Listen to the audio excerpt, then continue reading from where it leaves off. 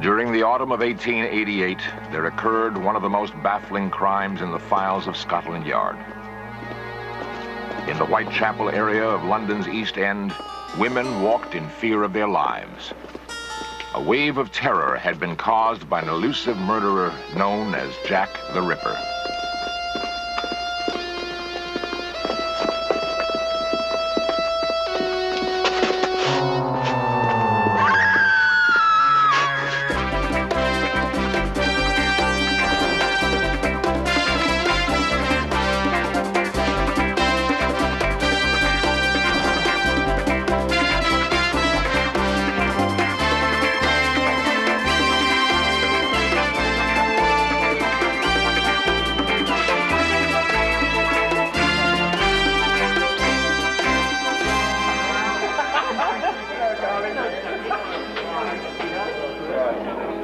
Incredibly, Jack the Ripper always did his work near potential witnesses, and even the police themselves.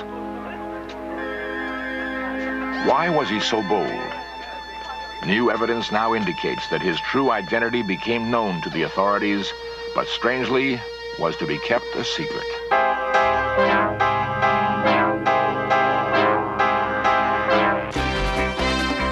This series presents information based in part on theory and conjecture. The producer's purpose is to suggest some possible explanations, but not necessarily the only ones, to the mysteries we will examine. London, the center of the Victorian Empire, on whose colonies the sun never set. The home of kings and queens, of magnificent monuments that only 1,000 years of royalty could build. But it was also a city of cruel paradoxes. No one knows how many vagrants wandered the East End streets attempting to eke out an existence. Jack London called them the people of the abyss, poor, miserable human beings clinging to the garbage heap of life. Against this backdrop would be played one of the most provocative unsolved crimes of the 19th century. Investigations continue to this day, with growing evidence that while Jack the Ripper's victims were from England's lowest class, his deeds directly affected many of the most powerful people in the land.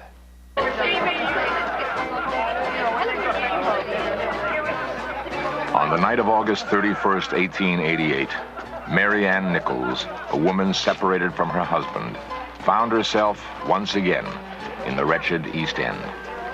She had no money to secure a bed at a common lodging house where she had previously stayed.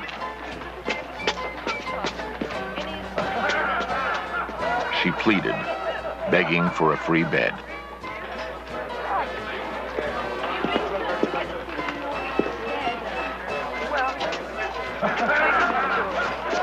Realizing the hopelessness of her cause, Mary Nichols decided that she would sell her precious bonnet for the entrance fee. Less than 1.5 hours later, she became the first victim of Jack the Ripper. Wendy Sturgis, a BBC reporter, researched the murders. The overcrowding that happened was rife. People didn't normally live in a house. They had a room in a house, and possibly 5 or 6 people in their family lived in that room. There were times when people didn't earn any money whatsoever. So they would live in what were called doss houses or common lodging houses, which costed a lot of money. And there, people were drunk and didn't have any food. They drank gin. Gin cost a considerably little amount of money for a colossal amount of gin. With the overcrowding and with the drunkenness, there was no privacy. Once you're drunk, you lose all sense of yourself and your own character. You lose your pride, basically. Donald Rumbelow is a member of London's Metropolitan Police Force. The East End at nightly had something like about 7,000 of these women either walking the streets or trying to get into the common lodging houses or doss houses. Even 20 years later, when Jack London came to London, he found that women like this could be bought for a loaf of stale bread or for a penny or 2pence at the most. They were living below the starvation level. And so if somebody offered them as little as sixpence or a shilling, or even fourpence, which was the price for a bed for the night, they would have gone with him. The deaths of wayward women provided headline fare for London's tabloids. The question that most fascinated the public: how did the killer commit his crimes so easily? Once the Ripper had got them to a quiet place, then it would have been quite an easy matter for him to have strangled them very quickly into unconsciousness. Almost certainly he would not have used the knife straight away. The women died from the effects of a cut throat, but there was bruising and there were other marks to show that they were probably stunned into unconsciousness, strangled or partly strangled, and then, when they were lying on the ground, only then was the knife used. The press claimed that the killer threatened all of London. In fact, he prowled only within a 1.5 square mile area. 8 days after killing Mary Nichols, he began stalking again. Less than 10 minutes walk from the first murder site, Annie Chapman would become his second victim.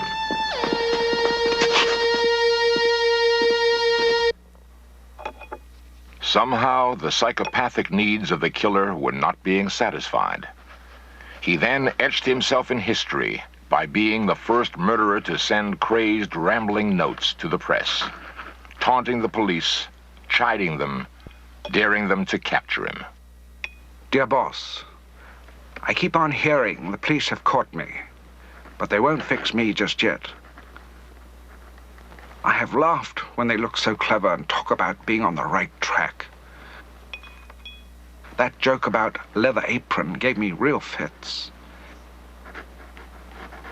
My knife is so nice and sharp.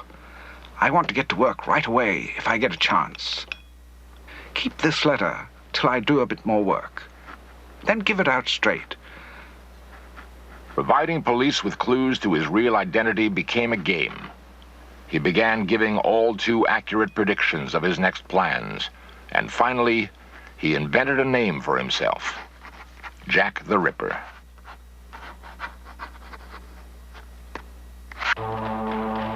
In the darkened alleys of the East End, Catherine Eddowes made her way home alone. She was not particularly afraid now. Nothing had been heard from the killer in over 3 weeks. There was no way she could know that on this night, Elizabeth Stride had already been murdered. But apparently, because the killer was dissatisfied by some aspect of the act, he needed to murder again.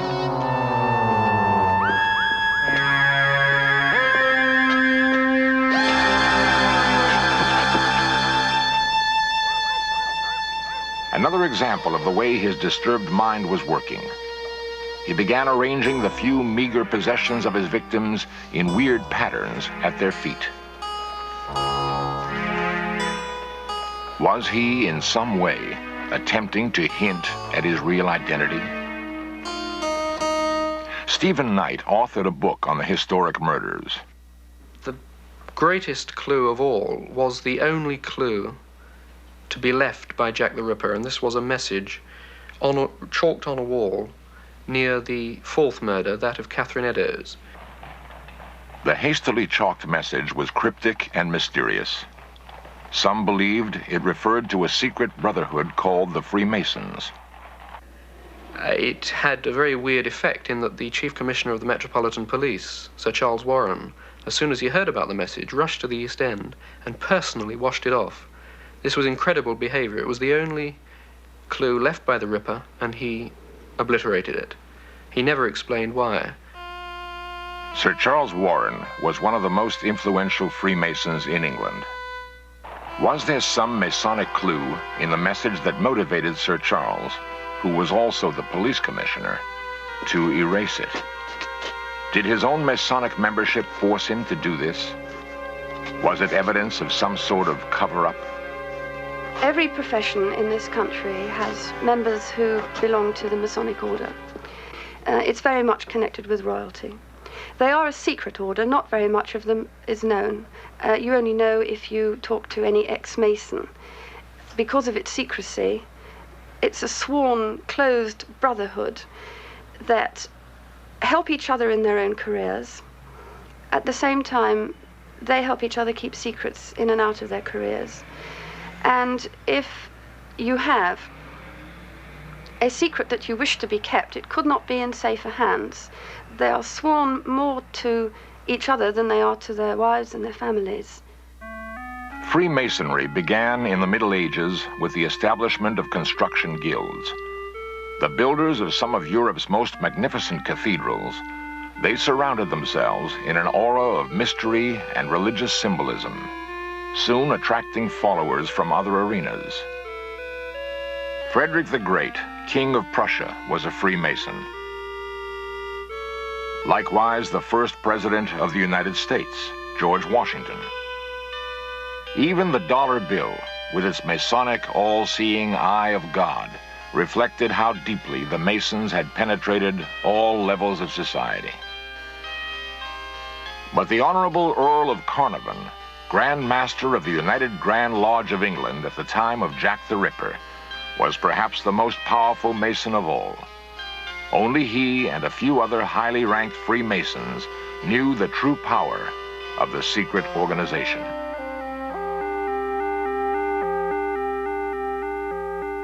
The basic tenet of Freemasonry is secrecy, and to protect this, Freemasons say in their ritual that they will go to any lengths.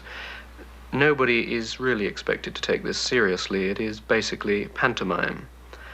For instance, in the first degree of Freemasonry, that of the entered apprentice, an initiate swears to have his throat cut from left to right if he betrays Masonic secrets. He also agrees to cut the throat of a fellow Mason from left to right if he betrays Masonic secrets. This is meant to be purely ritual and pantomime, but in the case of Jack the Ripper, a leading Freemason took the various brutal oaths of Masonry absolutely literally and carried them out. Was Jack the Ripper a high-ranking Freemason? To find the answer, In Search Of cameras would have to explore the world of English royalty.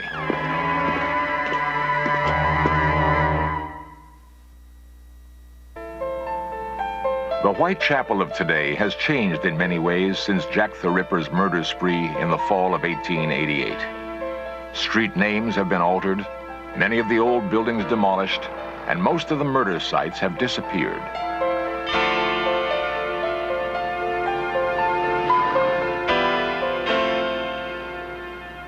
The interest and fascination with Jack the Ripper lives on, however, despite the absence of most of the physical evidence, including files that were supposedly tucked safely away in the secure vaults of Scotland Yard. Dr. J.M. Cameron, chief pathologist of the Home Office, has dealt with the problem of these sketchy files while pursuing his own personal investigation. I feel that any police officer nowadays would be disgusted with any of his juniors or the pathologist if they were to submit reports, as we are led to believe were submitted in the Jack the Ripper cases.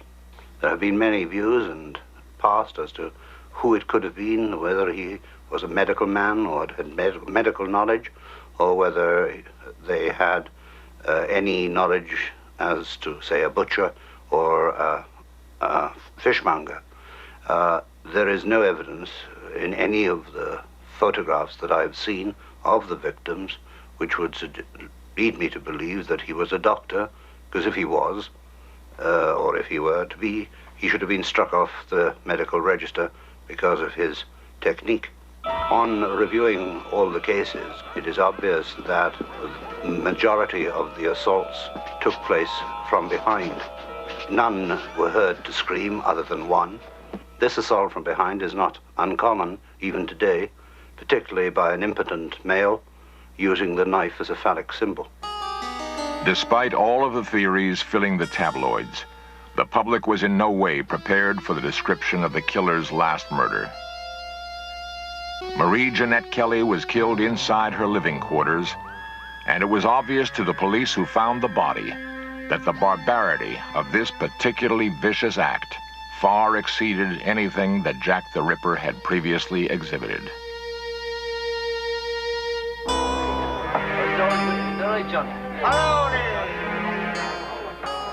How could the murders have been committed within potential view and earshot of so many people? What made it possible for the killer to escape so easily, especially with the police on alert in Whitechapel?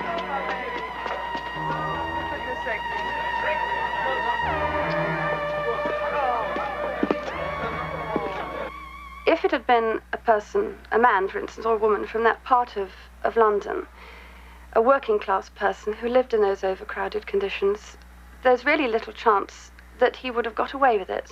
A man roaming the streets covered in blood, going into a common lodging house, would have been seen by his fellow people.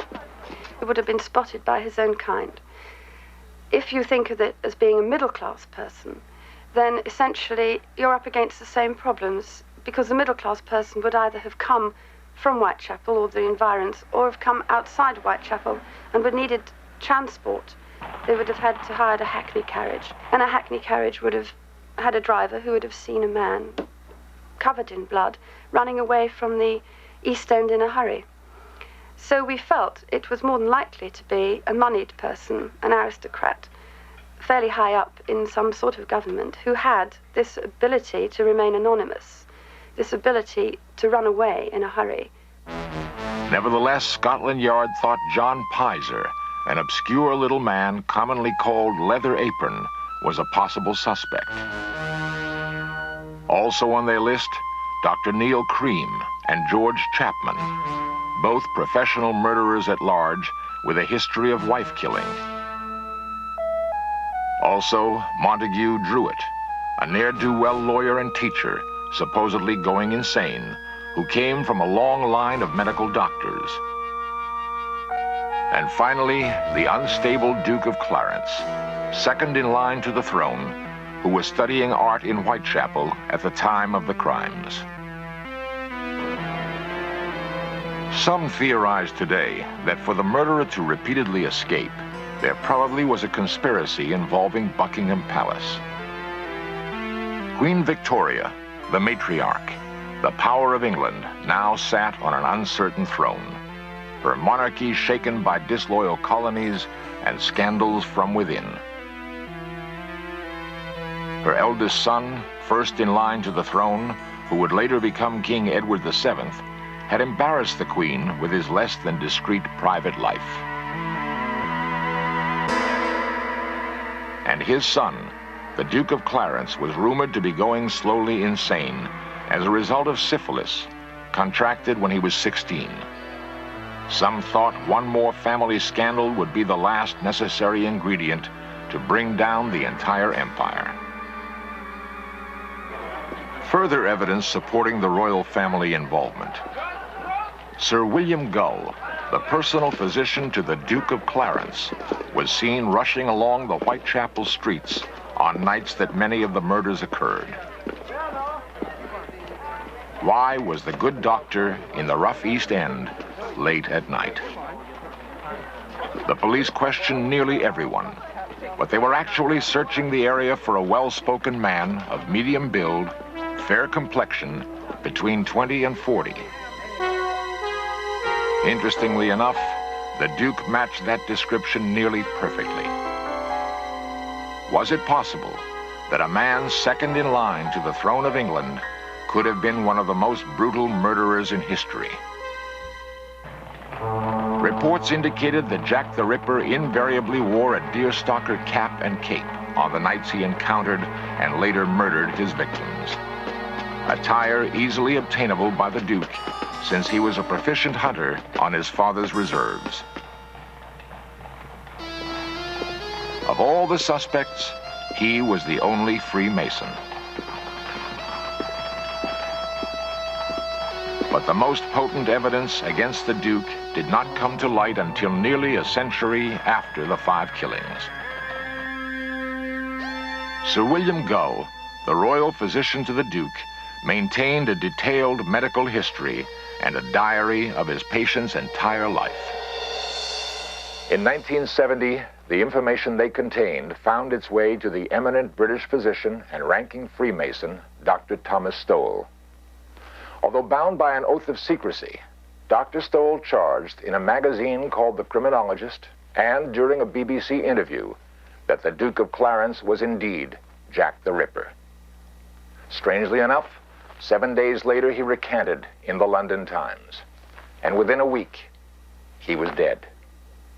2 days later, his son reported that the family had burned all the doctor's files in the Jack the Ripper case. The only real evidence that linked the Duke of Clarence to the crimes had been destroyed. The Duke of Clarence died 4 years after the Whitechapel murders. These years spent in medical confinement. No public reason for his death was ever given. Today, Englishmen and foreigners alike might find it difficult to believe that the identity of Jack the Ripper was known and covered up for political reasons. Nevertheless, recent evidence suggests this theory of government conspiracy is not beyond the realm of possibility.